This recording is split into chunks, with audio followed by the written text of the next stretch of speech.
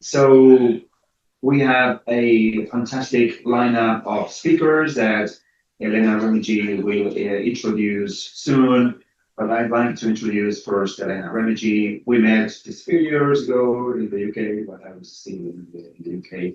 And I immediately fell in love with the Limbo project. Such a wonderful thing to do, such a wonderful idea to collect stories and testimonies of European Union citizens and European citizens in the European Union. So then, well, we've been working together, Elena, we've been writing some stuff, and we've been sharing also some events together.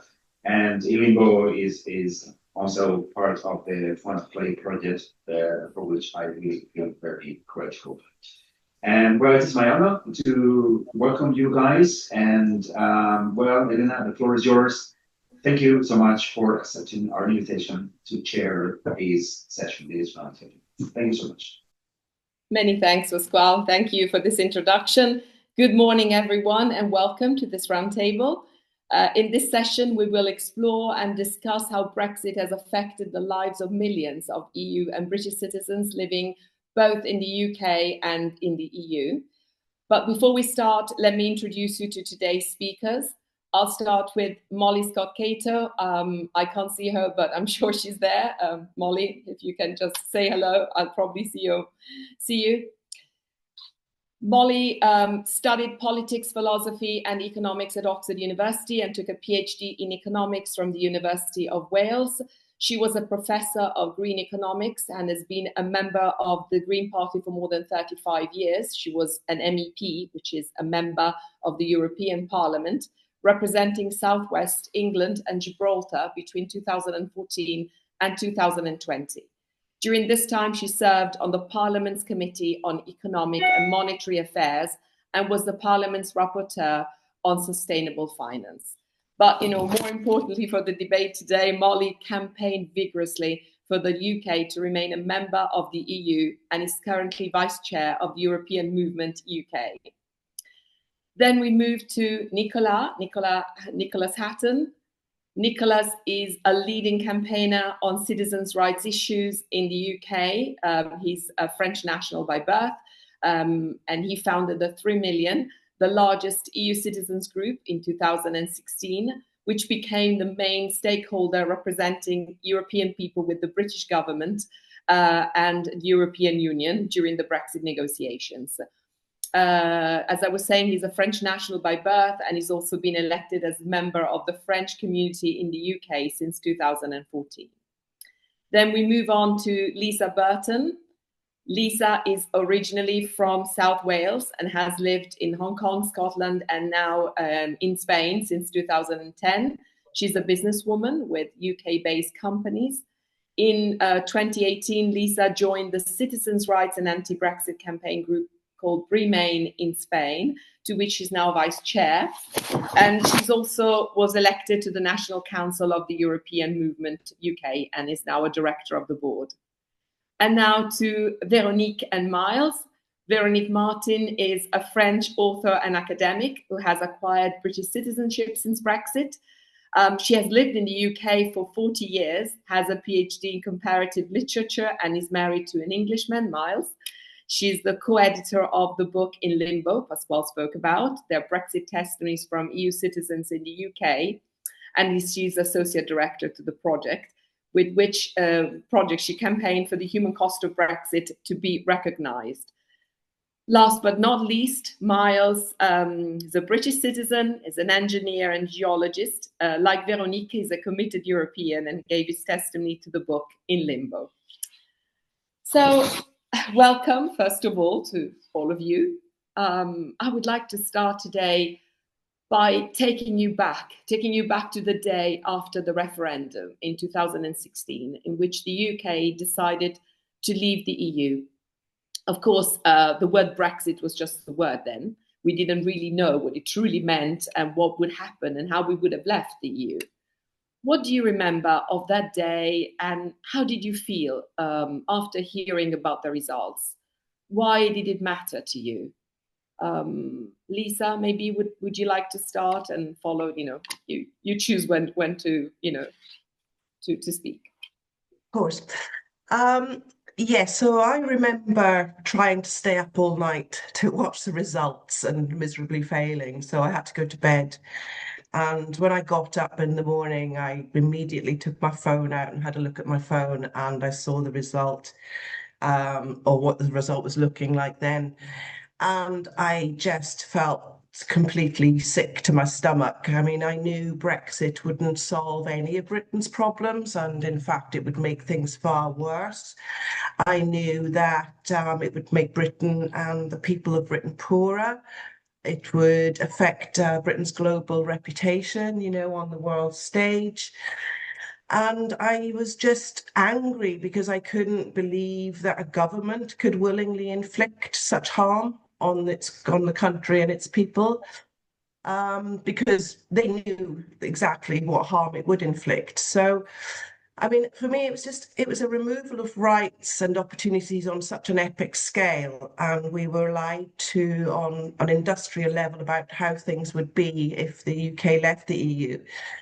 With Boris Johnson and others even saying nothing would happen. I mean, I never believed him. But overall, I was devastated because it wasn't so much Brexit itself, it was the fact that it was a major project of the populist and rising hard right. And I also knew that the win would embolden them globally. And I was just really ashamed that my country had fallen for that type of politics. So yeah, I was absolutely devastated. I'm very glad that Lisa linked to that, because in some of the later questions, I'm going to be very much linking this to the rise of fascism as well. But just to give my personal view, what surprises me is that even it's like 9 years on now, but it still makes me feel tearful thinking about that day. It's such an emotional thing. It runs really deep, and it's like a bereavement that just carries on, basically. We're still bereaved. It's an unnecessary bereavement. My mission in politics has always been led by a peace mission, and I've always seen the EU as a peace project. And I think the rise of nationalism makes me fearful. And like Lisa, I see a connection between the way politics is moving back to nationalism, making your country great at the expense of other countries, and potentially leading to conflict between countries. And was quite aware of that during the campaign. And that's why the outcome was so devastating. I was actually the result came during the Glastonbury Festival, which I go to every year. I'm not a raver, but I go and do green politics there every year. And so I had to get off site to go to the camp, which I spent all night with a lot of UKIPers, and then back into Glastonbury. And when I got back, it was literally like somebody really important had died, like Buddy Holly had died, or Elvis or somebody. People were utterly devastated and shocked, because I wasn't shocked. But anyway, yes, I was going to agree with Lisa and say that the political chaos that Brexit led to has been the midwife of the rise of fascism in Britain, which is deeply disturbing. We've seen the mobilisation of grievances during Brexit, that tactic carrying on, and promises made that could never have been kept. And the failure of those promises has undermined confidence in democracy in a way that's building in the UK. And like Lisa, I feel utterly ashamed that my country has really led on that movement, as I'm sure we'll discuss more later. From a EU perspective, Nicolas, Véronique? Well, I so agree. It's grief. I was going to say I had been campaigning with MICE against Brexit with other British people. I wasn't British at the time. I felt I loved Britain so much. It was my chosen adoptive country, and I just couldn't envision it outside of Europe, because Europe was my identity. And it was awful. I went to bed at 2 a.m. and I knew we'd lost, and I was in tears. And Miles was asleep. I didn't want to wake him up just to tell him the news. But it was utter grief, and it was grief because of extreme loss. We didn't know exactly what we would be losing. We couldn't imagine how bad it would be, actually. Our worst case scenarios were topped by the reality. But already I felt exactly what Molly said, like somebody had died, somebody very dear, somebody that was part of me. And at the time, I didn't realize that my situation was extremely precarious. But I immediately thought of the EU citizens that had joined the EU more recently, the Central and Eastern Europeans who had arrived more recently in Britain, and I really feared for them. So my thoughts were with them, and it's only later on that I realized that actually my situation was as bad as theirs. So that's my. And from my point of view, yes, I agree that it was devastating news to wake up to on that morning. I knew that had the referendum gone the other way, things would have been much simpler. There would have been a status quo, etc. And obviously, this was going to make our whole world much more complicated. It was turning everything on its head. But looking back to those times, I realized that that at the very beginning, because I'm a natural optimist, I actually didn't think it would become as bad as it then became, because I think I was sort of encouraged by the fact that the referendum result was so close that I thought that there'd be some kind of pragmatism would kick in. And in actual fact, what we would see is that the end result would be something that would give to both sides. There would be almost like a consolation prize to the losers, if you like. So I thought, okay, on the ballot paper, we were asked whether we wanted the UK to remain a European member state or not, and obviously that was chosen to be not. But at that stage, I was still very hopeful that we would retain access to the single market, freedom of movement, etc., etc. But then I realised that in actual fact, the whole thing was indeed a fabrication, because in the years leading up to the referendum, it was shown that in the minds of British voters, membership of the EU was never a big thing. It was never one of the priorities, but it was fabricated, it was made into a political hot potato by certain politicians and the media, etc. And then I realized that those players would make sure that everything that they wanted would be forced through because of this result. So it was I think for me, the dismay was more slow burning from that moment onwards. But I think I concur with those who said that it felt like grief, because really, for me, it really felt like grief, and it had been a very xenophobic and tense campaign. It was dividing friendship groups, families, and I know that my in-laws voted for Brexit, for example. And I don't blame them. I can understand why. That wasn't the answer, but there was a question made about the state of public services in the UK at the time, and the winning argument was saying, well, let's save money from being in the EU by spending in public services. Obviously, kind of, it's not coherent. This is not realistic. But the argument really worked with a lot of people, and. But as an EU citizen, by that time I lived in the UK for 21 years, and I didn't have a say. So we were disfranchised. We were just watching Brexit unraveling in front of us as EU citizens, and it affected us more than anything, more than anybody else, really, because we felt it was personal. A friend of mine is a French stand-up comedian, not professional. And he said, and I thought, he was trying to make a joke out of Brexit. And in his routine, he was saying 6 billion people wanted me out. That's a lot for one man. But we all felt this pressure. The joke of my in-laws friends was like, so when are you going back to France?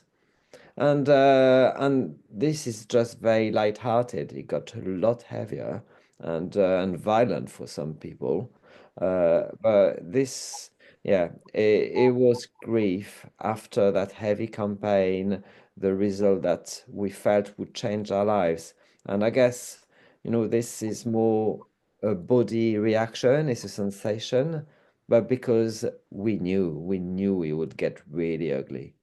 Yeah, you're right, absolutely. It felt like a bereavement to me as well, and from the start, and then it got worse.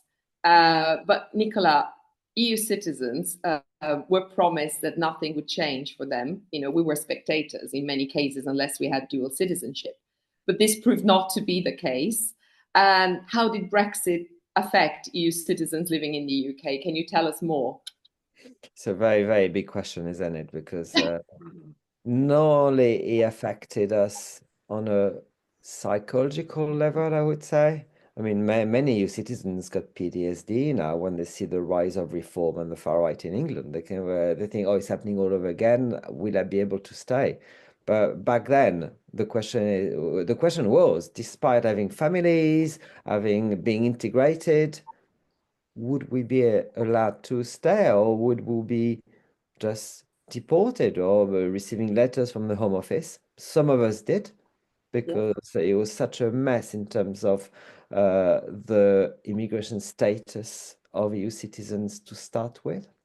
And Veronique is right.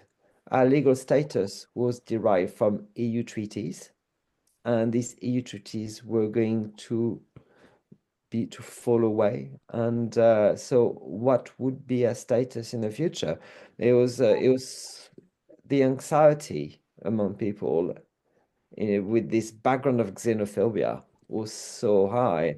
We got a campaigner friend who committed suicide later on, and the Brexit was one of the factors. I'm not saying that was the factor, but it was one of the factors, because it was so much anxiety and the lack of hope for the future. This is why we organize ourselves to create an organization of EU citizens. This is why you did in Limbo to collect the testimonies of people. And I guess, we were the one who thought, okay, we need to do something, because there are solutions, but it's not something that most people did. Most people had to watch it in the news, feel the pressure, hear the comments, the negative comments from their loved ones or their friends or their colleagues, and that was so difficult. But it's I think the psychological element is one thing which made us close to other immigrants population in the UK and abroad. And when we see the rise of the far right in many, many European countries, we can easily feel quite empathic towards this population that fear that their future is at stake. Uh, and I guess, Kava, this is slightly different from the reaction of the British people, because we felt threatened in our own livelihood, basically. Yes, and we'll hear more from the British side. But going back to that, referendum campaign before and after, did the language change around EU citizens, Veronique, during the referendum campaign? Yes.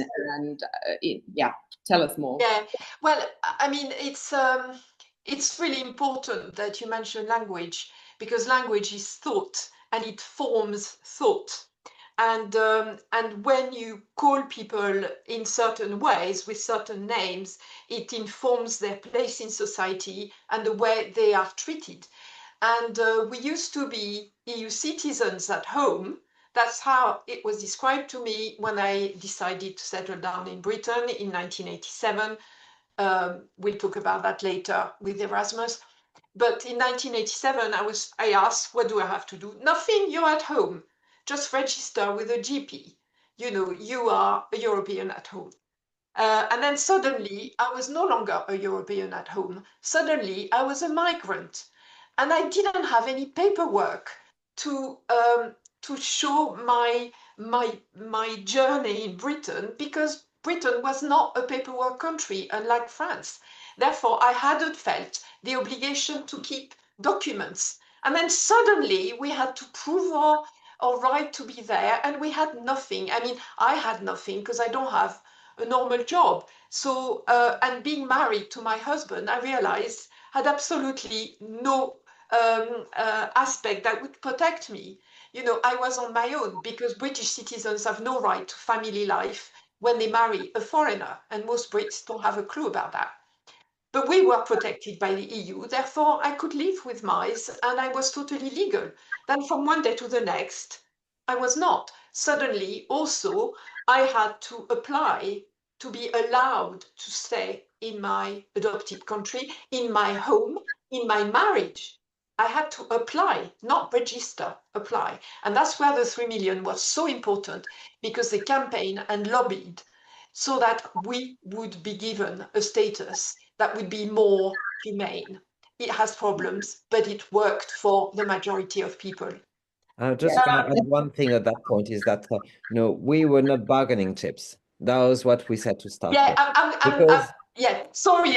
Because we were used by the politicians on both sides, kind of EU citizens, British in Europe, and but we united with British in Europe to say we are not bargaining chips. Our rights can't be negotiated. They're fundamental.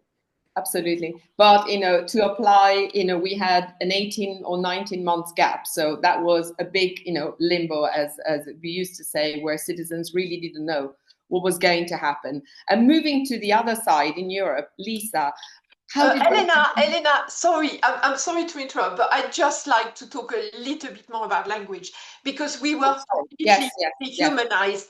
And Nicola said bargaining chip, and that was a really clever way of the 3 million to change something that had been used against us. We were called bargaining capital by the government. We were called queue jumpers. I made a list here. It's really quite interesting. So it started with right-wing tabloids really fostering hate against all foreigners in Britain. It went on for years, but it became much worse before the referendum. Then the pro-Brexit politicians like Farage ramped up the hate. They talked about us as parasites. They said we were arriving in Britain in huge numbers to destroy the prospects of native Brits and the country. There was so much division and hatred. Nicola talked about that a pro-EU member of the UK Parliament, Joe Cox, was murdered by a far-right extremist, nationalist on the street. It was awful. There was hate, there was division, there was violence.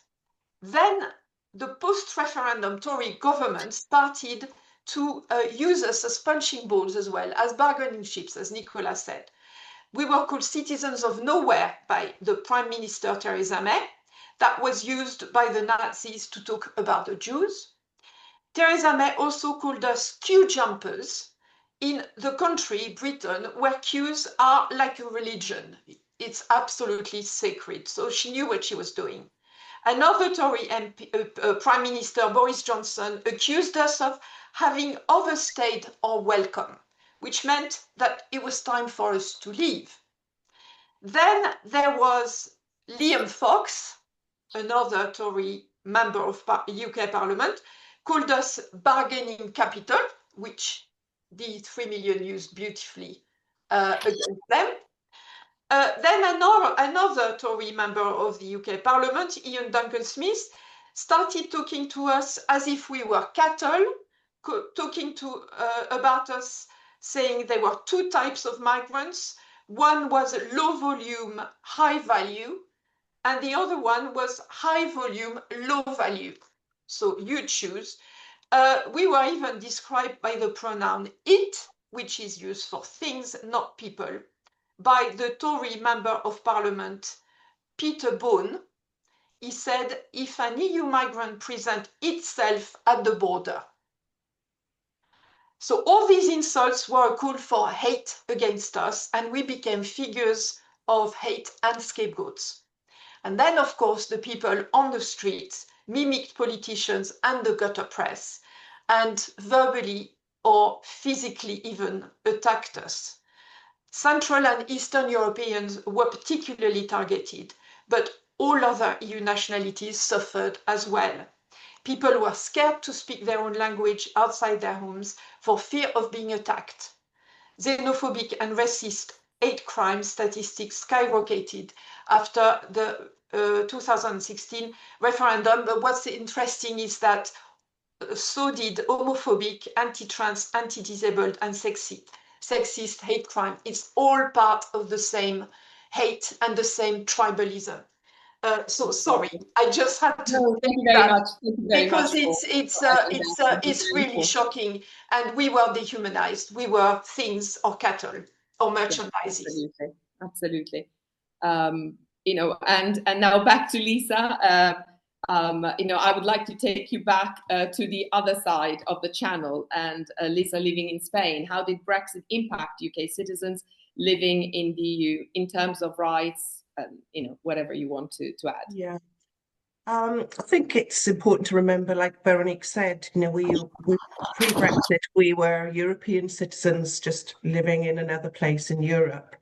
And now if you move, you know the rules, the restrictions, but British people like myself who were here before Brexit, we made those choices just assuming that those rights were for life. We were on the clear understanding that one day we would be able to go home with our partners and families, for example, or have family members join us. And Brexit took those rights away from us. Our legal status changed, same as with Veronica, to third country nationals, and all those rights that we assumed were for life were just gone. Now, for those of us who were here before the end of the transition period in 2022, we do have some basic protections and rights under the withdrawal agreement, which we're grateful for. Things like amalgamated pensions, healthcare when we retire. But we do not have freedom of movement across the EU. Outside of our host nation, we are not allowed to be in the EU for more than 180 days. We can't just go move and go find another job in another EU country, or live in one country and work in another, which is far more common than you would believe, that many people would believe. We don't have any automatic rights to family reunification. So, for example, 2 of my children, they grew up here. They had permanent residency. They speak Spanish. 2017, they both went back to study, do an apprenticeship and work. They have no right to come back and live with me now, and without jumping through hoops and visas. So there's that. We also don't have the automatic right to return to the UK with our husbands, wives, or partners, as Veronique pointed out. The rules are very different. Because our European partners would now have to meet minimum income requirements and gain a visa. We don't get to vote or any representation in the European Parliament anymore. Whether we have temporary residence or permanent residence, there are very strict limits on how much time we can spend outside of our host nation without losing those rights. That can make it difficult to go back and, say, care for elderly relatives or go and take up a temporary work position. And while some people can get around some of these issues by taking Spanish citizenship, Spain only allows dual citizenship with a few select countries, mainly South American countries. So for many of us, because it may cause problems later on in life if we want to return back to the UK, it's not an option for us. So yes, I mean, that's change in status has really, really affected Brits in Europe and really curtailed our freedoms and opportunities. Yes, absolutely. And it showed that you should never take rights for granted. Yeah. And Molly, talk us through the impact of Brexit in the UK in the immediate aftermath of the referendum. Also, you were an MEP then. So how concerned were you? So I think people have already mentioned the really febrile, very deeply unpleasant atmosphere, actually, of a sort of racist nationalism I'd never known in my country before. And it's horrible to think that that was lurking just below the surface and was encouraged to bubble up. It's definitely not most people, but it was many more people than I thought would ever behave in that way. but I think, it's better for me to focus on the political aspects of this. And I'm glad somebody's mentioned Joe Cox, because that was an absolutely horrific example of political violence. And it really was, I think, axiomatic of what was happening in the country more widely. The levels of hatred and energy that built up. Obviously, that was just shortly before the referendum. But after the referendum, then it became a battle to make sure that this vote that had happened was mobilized to undermine our democratic institutions. And I think that was done very deliberately, because although it had been a democratic vote by a small margin, as Miles was saying, the British way would have been to then come up with a pragmatic solution to that so that most people felt they were in some way represented. But actually what happened is it was used to drive for the strongest possible, hardest form of Brexit, and that was used because it served the far right. And obviously, parliamentarians were working very hard to try and limit the damage and indeed to campaign for a people's vote. Now that people actually knew what Brexit involved, and I was part of that campaign, I think that was completely legitimate, since people voted for Brexit for a whole combination of reasons which were inconsistent. So once we saw what it actually meant, it absolutely makes sense for us to say, well, does that still look like something the majority of us want? But obviously, the hard right people were determined to stop that, and they went as far as proroguing Parliament, illegally shutting Parliament down. That's why I identify this as a threat to our democracy. Britain is such a weird country. We don't have I know we have men in tights that go and, do their thing in Parliament, as I'm sure amuses you all very much, but we don't have a constitution, which is a much more serious matter. So everything is based on gentlemen's agreements. So people were asking questions like, well, can they actually do that? And the answer was, they can do it if they can get away with it. Written. I've been in public meetings now where I've said we need a written constitution, and everybody cheers. That's the point we've got to. But I think the limits of our unwritten constitution were really tested, and we've seen a real diminution of political debate now. Alistair Campbell's referred to this as omerta, like the secrecy of the Sicilian mafia. You're not allowed to speak about Brexit. You're not allowed to say you think we should be members of the EU. These are all features of totalitarianism and a lack of democracy that's deeply disturbing. We saw an attack on the rule of law, judges in the newspapers as enemies of the people.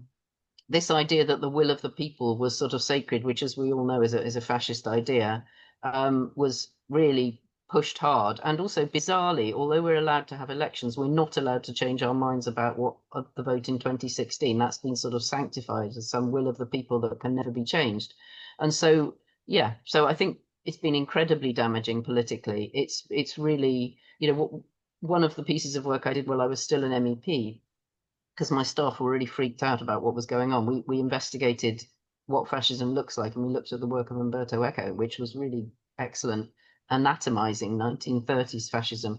And we found that all the features of fascism were present in Britain. The only one that wasn't was organized political violence, but you probably know we saw that last summer. So that's all I do now, trying to stop fascism. And yeah, I can see the way the door was opened by the 2016 referendum and the way it was mobilized afterwards. Yes. After the referendum, though, I think that many buried their hands under the sand and said, no, we don't want to discuss this. It's the will of the people. But, some citizens organize themselves. So, and we are some of them. Would you like to tell us briefly something about your organizations, very briefly, what you do, and, and that's the reason why you're here today? Starting from Nicolas, would you like with the 3 million? Yeah, thank you, Elena. So bear in mind the context we talked about, and Molly's extremely important contribution about this rise of fascism. I was an elected member of the French community, and I did organize a first meeting on the 11th of July for the French community. And a few days before, I was thinking, well, we're all on the same boat. All the EU citizens are in the same boat. And so I opened it up. I translated the whole meeting in English. And then on the day, we had people from all the European diaspora, from Central and Eastern European countries, from Portugal, from Netherlands, from France, obviously, because this is where my network lied. And late, and it was scary. We had an immigration lawyer, and she told us, well, we discovered the hostile environment, and I guess none of us were really aware of that. The Brits were not aware of it, and we were not, because we didn't feel we're not part of that system. And so the idea, having studied law, was, okay, well, we need to organize ourselves, and we need to really try to be a stakeholder. And be a stakeholder means be able to talk to whoever's in charge. At the time, we had a Tory government, which, by any means said they would implement Brexit, despite all the different reservations we could have. So we organized then the 3 million to have an impact on the media, to have a voice. We'd have a voice during the referendum. We want a voice now. And then we wanted also to be able to have the ability to influence the process. I studied marketing as well as law, so I knew that we had to influence the people that could make this change. So we had to be credible, we had to be professional, and I guess maybe less fighty than other organizations. So we wouldn't be seen as a political opponent, but a partner. There's something in marketing called trusted partner, and that's very much what influenced it. So we took a decision to be Brexit neutral, which was, personally, we all oppose Brexit. But as an organization, we just want to say, well, if Brexit happens, we think that we got a solution for you citizens. And the solution was a declaratory system, was a status that be automatic, so people could just carry on with their lives. Most people, jobs, kids, just want to carry on with your life. Most people are not that interested in the political process. They are when there's an election, a referendum, and then they go back to their lives. And I think it was very true of EU citizens. And it gave us a lot of warmth, because we could do something about a situation that was imposed on us. And at the same time, kind of we discovered the world of migration in the UK. We discovered uh, the racism that was latent, the xenophobia that was latent, like Molly talked about, and that we didn't really we didn't really understand that he was there to that extent. No, there was banter. We call that banter. Well, after Brexit, it wasn't banter anymore. And I guess, if you're part of the Windrush generation, if you're a person of color, you knew that already. And but we were naive, I would say.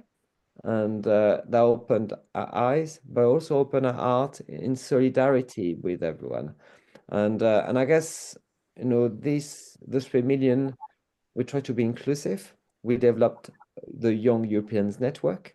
We celebrated Black History Month, and because we come in all types of color, age, ability, gender, and we wanted to show that, we might be a group of EU citizens, but we respect everyone's diversity.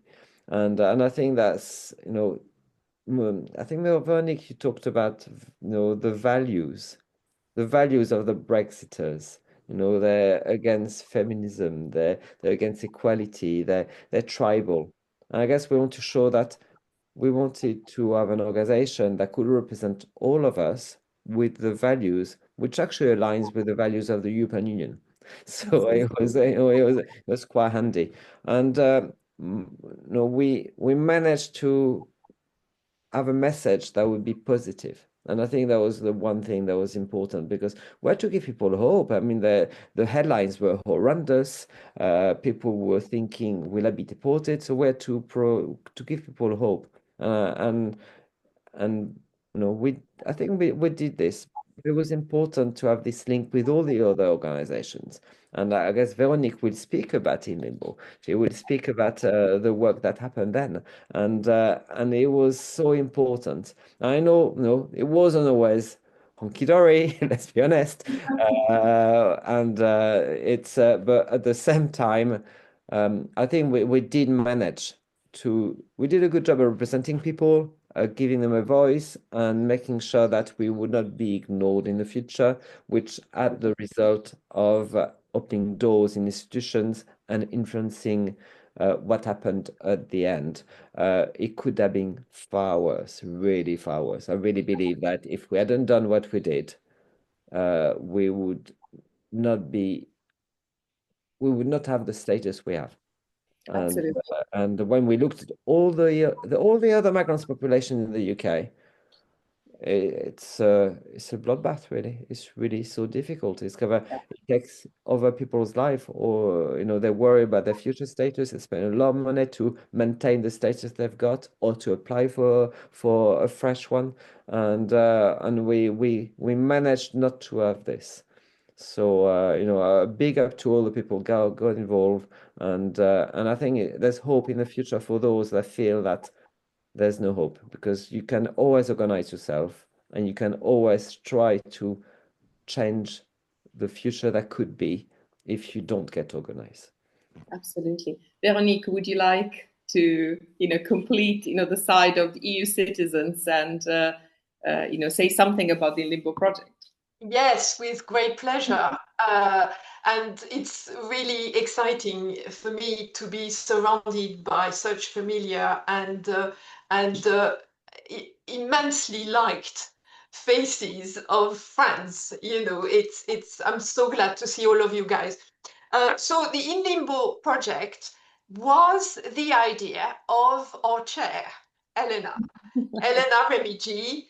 Elena and I, and all our wonderful In Limbo group, the group of people who looked after the group and still look after the group, we were all in the forum of the 3 million because we didn't know where to go. And there was this big forum that was talking about us and with loads of us, and everybody was sharing their testimony, their feelings, their emotions, their fears. And Elena was looking at that and she thought, oh my God, it's on a forum, it disappears immediately. And there are so many good stories. They're really powerful. They could really help for the campaign for our rights. So she decided to start a group that she called Our Brexit Testimonies. And I joined that group immediately. And so did Cozy, whom I see in the audience, darling Cozy. And so we joined together. And the idea of the group was to collect testimonies, but it became so much more than that.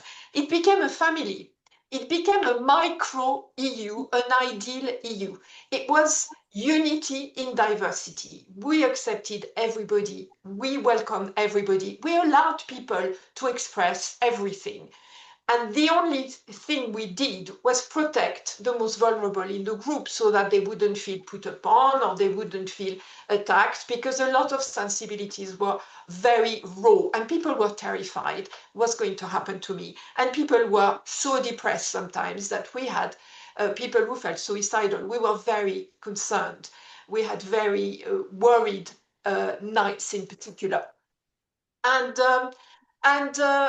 therefore, that's how it happened. We collected these testimonies, and Elena and I organized them, and we decided to edit them very lightly so that we would keep the rawness, the truth, even the accent of each testimony, because we were coming from all over Europe and we were from all over all different countries, different cultures, different ages, different genders, and yet we were all saying the same thing. And that's what really, really, really spoke to us. We realized we were having a collective trauma, a collective grief, and we identified 5 main feelings. These feelings were sadness, disappointment, anxiety, anger, and betrayal. And we organized the testimonies you know, according to these stages of grief. Of course, the stages of grief are not neat. They repeat themselves, they are circular, etc. But we knew we had something extremely powerful. And then we had it published for the first anniversary of the referendum in 2017, June 2017. And for us, for all of us at In Limbo, it was our project. And we wanted it to be a collective thing, so we didn't want any name of author on the cover. Yeah. It was our baby. It was Elena's baby, my godchild, and everybody else's, you know, child. So we got then involved in activism because we had the material to present to people, to say these are not just us. It's not an anecdote. It's loads of people, loads of voices. Here they are. And so we went to speak in many marches because we didn't have the obligations, the diplomatic obligations of the 3 million. So we were openly against Brexit. So we worked a lot with local groups of British people against Brexit. For me, Bath for Europe was amazing. And we went to universities to give talks, to give readings, and we went to one of our biggest thing was going to Brussels to present the 2 books In Limbo, which is about EU citizens' testimonies in the UK, and then In Limbo 2, which is about British citizens in the EU giving their testimonies of Brexit. I went with the 3 million In Limbo, and the 3 million went to the French Senate, and we had spectacular results with the French senators who were not aware of what we were going through. And Elena presented the books in Rome at the Italian Parliament. So we've had this this extraordinary campaign, this extraordinary work together, this creation of a micro EU with people from all over Europe being friends. I remember a time we were at the Manchester March and we were backstage and we were German, English, French, Italian, and we were all hugging and saying, when you think our ancestors were killing each other, and look at us, Cozy, you were there. Look at us now. We not only we get on, but we genuinely love each other. We love one another. We feel of one family. And that's what the EU, to us who have based our lives on it, that's what the EU should be. That's what the EU is in its greatest form. It's a human group of people who have created and woven very, very strong human ties. That's it. Sorry for. It's okay. Absolutely lovely. And a group that certainly was not neutral to Brexit was Remain in Spain. Lisa, you know, can you tell us something? Yes, no, we were not neutral, and we refused to be, and we were actually originally founding members of British in Europe. But as things started to go further and further, that non-neutral stance actually made a split. But I think for me, because I lived in Spain, I just felt so powerless after Brexit. And I hated feeling like that. I was angry. I felt I had no voice, that my government didn't care about me, and that I just had to accept this awful thing. But then I read about a British woman living in Spain, Sue Wilson, who was taking Theresa May, the then Prime Minister, to court over the legality of the Brexit referendum. And I was like, oh, okay, maybe I can get involved in this to try and kind of ease my anger. So I contacted the solicitors involved, and they put me in touch with Sue, and Sue was the chair of Remain in Spain. And that's how I got involved with the group. And the legal case failed, obviously, or we wouldn't all be sitting here. But it did expose the illegalities of the referendum, and that if the referendum had been legally binding, which it was not, it was only advisory, it could have been annulled. So I think for Remain, it allowed me to focus my frustrations into something positive, and it's a great group to be part of. We've worked very closely with the ambassador and his team with the British Embassy in Madrid for many, many years, feeding up the issues that Brits are having on the ground in Spain with their status back up to the embassy, and then they liaise with the Spanish authorities about those things. We were part of a huge campaign called Votes for Life, which asked the UK government to remove the 15-year limit. So previously, when we were out of the country, we could vote for 15 years and then we had no vote. And after Brexit, that creates just another level of disenfranchisement for us. So that was overturned actually by Boris Johnson, strangely. So last at the general election, we could vote. And we regularly submit evidence on citizens' rights, representation and voting issues to the UK Parliament and their select committees. And we collaborate with many, many other organisations across the EU and the UK on projects. And so, yeah, it's a great organisation to work with. Yes, and you left your testimony. Some of your, the members of your group left the testimonies in the other group, in the other book, in Limbo 2, which was about British voices. But, Brexit happened, and looking now at the long-lasting effects, economic effects, now I would like to hear from Molly. What do you think are now, the effects, and how did it affect people living in the UK in everyday life? Well, the economy in the UK is in a really bad state. I mean, the prediction was we would lose 4% of GDP over several decades, but actually that's already happened. And we're just facing economic stagnation. We suffered a lot as an economy because of the 2008 financial crisis, because our economy is dominated by finance.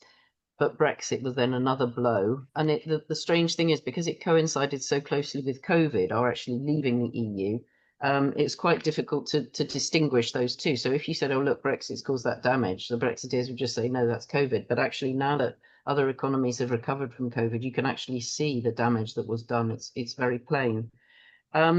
But because it's bound to happen, because trade frictions were the whole point of Brexit, right? And we're a trading nation, we're a finance nation. That's why we completely shot ourselves in the foot, because we were actually voting for something that would increase the frictions around our trade and make it harder for our businesses to export, especially small businesses, many of whom have just given up exporting because the costs of the paperwork and the admin is just too much. It makes it not worth their while. And just to say, because this is just an obvious and brief point. We told the truth about the economy. The Brexiteers lied. We've been proved right. Sort of full stop. Really, we could go into a vast amount of detail about that, but let's not, because that's not really what we're here for this morning. But just to say that we've seen loss of confidence in the UK, fall in the pound, and loss of investment. There was loss of investment immediately because of just the chaos and unpredictability. But there's also been long-term investment because Britain just doesn't look like a very flourishing economy anymore. And then the reason this was a popular thing and why the Brexiteers wanted hard Brexit was that then you don't have very many alternatives. And that's why the Singapore-on-Thames model was always suggested to be their objective. And that is where we're going now. Reduction of planning protections, reduction of environmental protections, reduction of protections for investors, pension relaxation of pension regulation, just a whole raft of things that was a part of the project that we said would happen afterwards and is now happening, because the only hope now for the UK economy is to become that sort of dirty man of Europe, low regulation, pilot high, sell it cheap type economy, and that is unbelievably depressing. Sorry, but at least most of you don't live in the UK, so you're not having to confront that. But of course, again, sorry, this is my common theme, but again, that very much feeds into the rise of the far right in this country, because it adds to the disgruntlement, which is then mobilized. And because people are engaged in magical thinking, they don't think, oh, it was Nigel Farage that sold me that con. They think that somehow Nigel Farage is the solution to the con. So yeah, the desperate economic straits in the UK and the inability to now invest in our public services, counter to, as Nicola said, what was suggested during the referendum, has left us in a bad way economically and is feeding into the political crisis. Yes, absolutely. And, this is, these are the effects of losing freedom of movement. And Lisa, has Brexit affected the work opportunities for British people? Would you like to tell us, you're a businesswoman also in the UK, so how did it affect? Yes. Yeah, I mean, it did affect I have two UK-based companies, and one is a wholesale distribution company which sells business to business worldwide, including we have customers and suppliers in Europe and elsewhere. The other one is an online retail company that sells direct to the public via websites like Amazon and eBay. So first of all, it was chaos because we had no idea what Boris Johnson's deal was going to be and what the rules were going to be until like 2 days before the end, which even now gives me a little bit of kind of panic and PTSD because it's so incredible to consider that that's how it happened, but that's how it did happen. And we were lucky because we were already exporting to the rest of the world, so we had some idea of how customs works and paperwork and things like that. We worked with the major shippers, but even then we had so many issues for months, and some customers stopped ordering things until things settled. Some shipments failed and we had to bring them back. There was a big increase in administrative time and paperwork that, of course, has never gone away. We had to spend money on IT solutions for our systems to integrate with carriers. But the kind of biggest hit came from the online side. So we would be able to put all of our stock into Amazon's warehouse in the UK, and we would list that product all across Europe in every European marketplace. And when a European customer ordered that product, Amazon would just ship it out. It's just a little bit more postage than selling it to a UK customer. So because of all the changes, I mean, we went from selling around 16 to 20,000 items a month in Europe to less than 2,000 now. So you can see that part of the business had, about an 80% fall. And so while Amazon have tried to instate other things, there's just enough. We just can't compete cost-wise because of all of the fees and things like that. And as for opportunities for British people working, it's had a huge effect. Because British people, they tend to think of freedom of movement as just the ability to move to another country, but it's so much more. We all know that there's the 4 freedoms as well. But while there are about 1.2 million Brits registered and living in the EU, from academic research, we know that prior to the end of the transition period, there were between 2 and 3.6 million Brits, some believe even higher, who were classified as highly mobile individuals. So they were exercising their rights to freedom of movement in some way. They were kind of second homeowners, cross-border workers, those who work for international companies, musicians, touring artists and things like that. So those are the people whose lives have been deeply restricted and affected. But also before Brexit, all professional qualifications were recognised equally across all EU member states. So as the UK is now a third status country, British qualifications are recognised according to the rule of each individual EU and EEA country. So that's very problematic. And even if you find your qualification is recognised in the country you want to move to, so let's say you have a TEFL certificate, which is teach English as a foreign language. It was once a very popular job for Brits in Europe, obviously. Minimum income requirements now tend to be higher than the average salary. So even if you do find a job to even qualify for that work visa, and this goes for any job, it must be proven that no suitably qualified UA or EEA national is available to fill that position. So it's got to be on a shortlist. And then you have to consider, why would an employer wait for months for someone to obtain a visa when there is a pool of people from 30 countries to draw on? So you can see, all of that just puts British people at a huge disadvantage now to all of our European neighbours for working in Europe. So it's gotten very complicated, but thank you. Freedom of movement is also linked to a wonderful exchange program called Erasmus.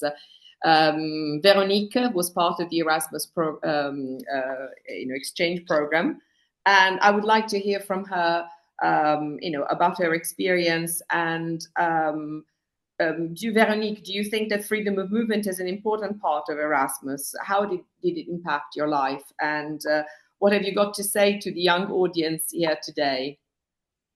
Right, so I think it's no exaggeration to say that Erasmus completely changed my life. My adult life from the age of 20 has been completely transformed thanks to Erasmus.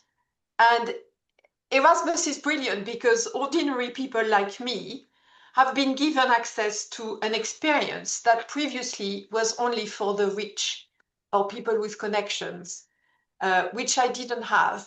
And then suddenly I could go and study abroad.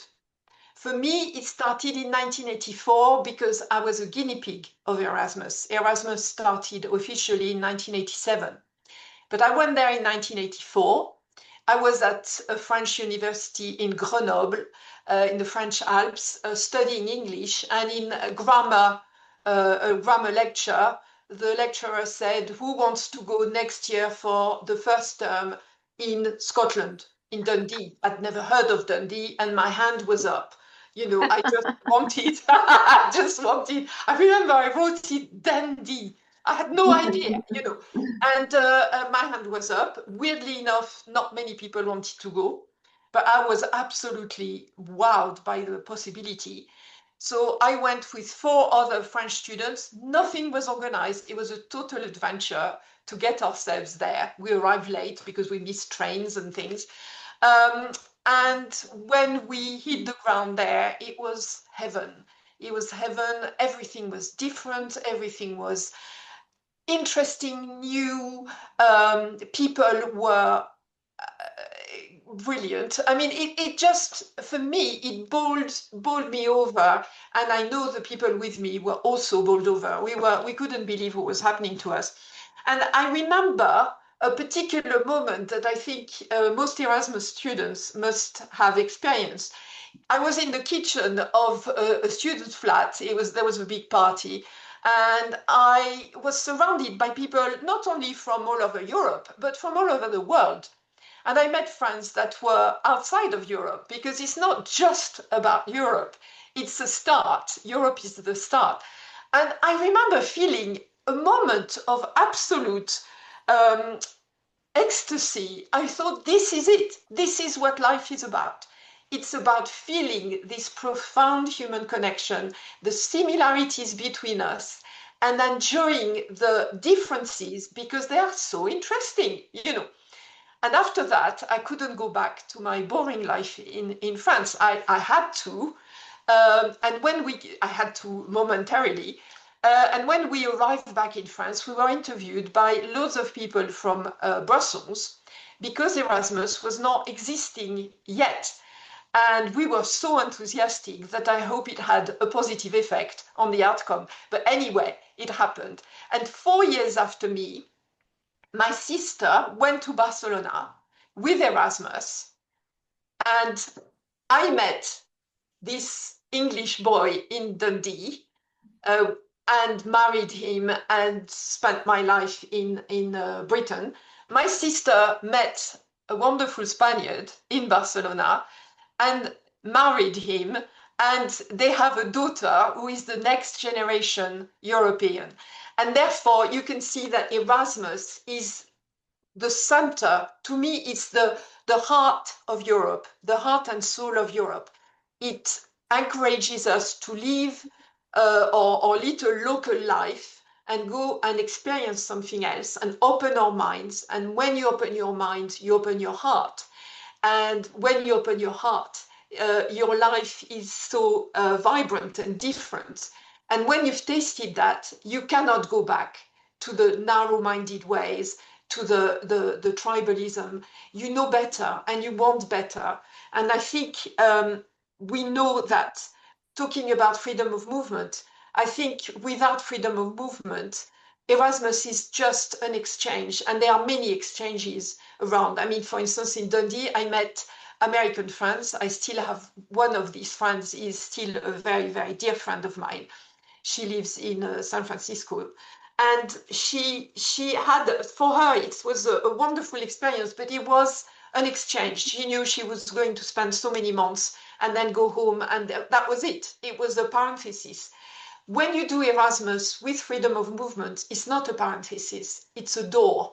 The door opens, and then you have a plethora of choices. And if you love the place where you are, you can stay, you can explore further, you can, and if you want to want to explore another country because you've got the bug, then you have the whole of Europe to explore. So I think that Britain wanting to start Erasmus again would be great, but it would have to be a first step, because otherwise it's just an exchange, and there are many such exchanges, probably not as good as Erasmus, but still, that's it. Thank you. And many people might not be aware that with Brexit, there was also an end to the Erasmus project. Molly, I would like to hear from you. We hear there might be a reset, meaning that the government might align closer to the EU. And they're also talking about reopening the Erasmus. Is this true? What can you tell us about it? Can I just check with you on the time, Elena? I think we have, probably 10 minutes left or less. Okay, so that's fine. That's fine. So it's a bit like asking what's happening with Trump's tariffs, isn't it? You hear one thing one day, you hear something else the next day. So, and it's all incredibly politicized. So people say things that they think people want to hear, or different things for different audiences. But my takeaway from the recent EU-UK summit is that there's been an agreement in principle to look at Erasmus in the future, and there's more strong commitment to what they're refusing to call mobility, in case that sounds too much like freedom of movement. So they call it youth opportunity. Sorry, it's hard not to laugh at the farcical way that Labour dances around this issue. But my understanding is that there will be some. Well, we have an agreement, a mobility agreement with Australia, with the US, with lots of countries. Why on earth wouldn't we have that with the EU? But I think that's as far as it will go, because Labour is very fearful still, running scared of the Brexiteers.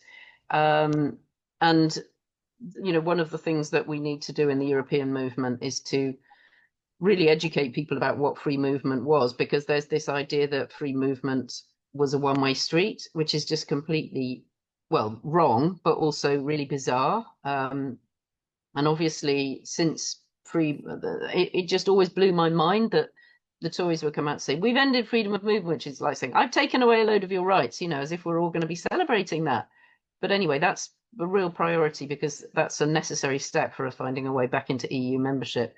But also just to say that since free movement ended for European citizens, we've actually seen a massive increase in inward migration into the UK. And it's just that people are coming from lots of other countries across the world. And that's also part of the problem with our economy, because we'd had people here for a long time in all sorts of roles who understood the systems and were part of the same cultural values and so on. And now people just coming in randomly from African and Asian countries who, don't know our systems, obviously, but also don't have the same system where they're coming from. And so that I think that helps to explain. I mean, I'm only speculating, but I think that helps to explain the inefficiencies in the health service now, where we lost a lot of skilled EU citizens who were used to working in those in our health and social services sectors, and we now have just more people, contrary to what was promised during the referendum, but from a sort of random selection of countries. And that's, I think it has been damaging, as well as undermining the promise that was made, which was anyway a damaging promise. Yes. Well, thank you. I'm very conscious of time. Unfortunately, we only have 5 minutes left, and there's still a lot of questions. We managed to do better than the previous sessions, where they only managed 2 questions out of 20. But one, last, from each one of you, if you would like to tell me what freedom of movement means to you, or anything else, or how it has affected your life, or anything you would like to add to this discussion. We are speaking to young students who might not realize the gift they have, with freedom of movement, because they've never experienced losing it. So, any contribution is welcome. And then I suppose we need to wrap it up. I think it's the freedom to love, isn't it? Where you meet someone and you actually plan your life with that person without having the restriction of a state telling you, no, you can't do this. So for me, that's the freedom to love. Yeah, for me, it's very much about that peace project. Again, I mean, I was an academic and I was involved in academic exchanges, and I'm a really sort of outcome focused person. So I was like, oh, how many reports have we written? How much have we published? You know, and then one day it just dawned on me that is not the point of what we're doing here. The point of what we're doing here is understanding each other's cultures, you know, just enjoying the amazing diversity of our continent. And I mean, who would give that up? It's just unimaginable that people would sacrifice all those opportunities that we have in this beautiful continent that we share. And I'm working with Lisa now at the European movement because I'm 62 and got a few years left, and we're gonna be members of the EU again in my lifetime, no question at all. Encouraging. Lisa.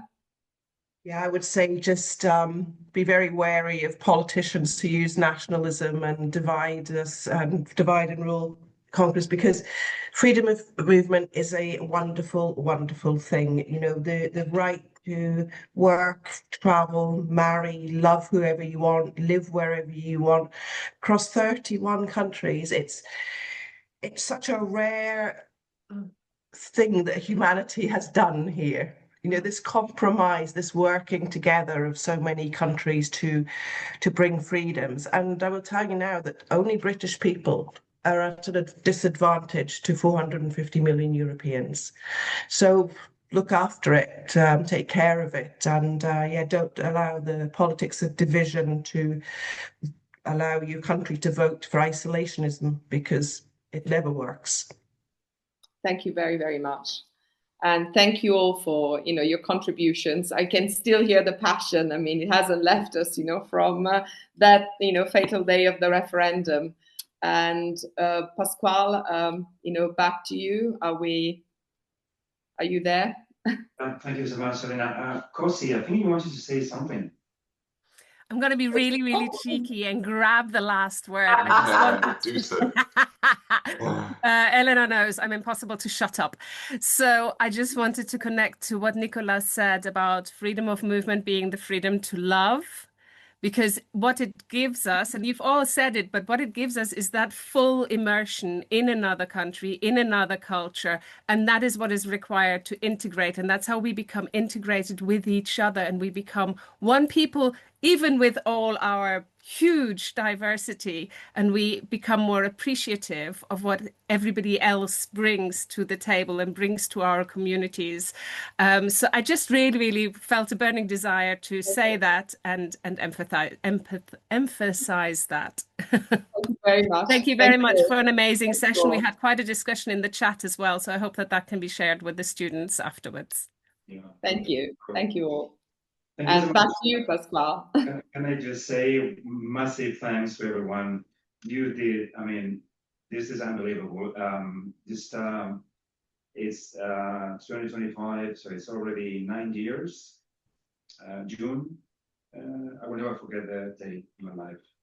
I was back in Spain for a conference, and a good friend of mine, British friend of mine, just gave me a ring. I thought she was joking, but she wasn't joking about the result of the referendum. So most of the students in universities now, they were maybe 10 years or 11 years when the referendum actually happened. So I think it's important that we talk about losing freedom of movement, as this is something that you can get to lose together with other rights more closely. So thank you guys for sharing your experiences. I mean, I cannot think of a better lineup for this particular session, and of course, a better chairperson for this session. Elena, thank you so much. Thank you. Thank you very much. Fantastic. And thank you all for your contributions. Goodbye, everybody. Thank you, everyone. Thank you. Bye-bye. Thank you. Take care, guys. Bye. Au revoir, adios. Hasta la próxima. Thank you, guys.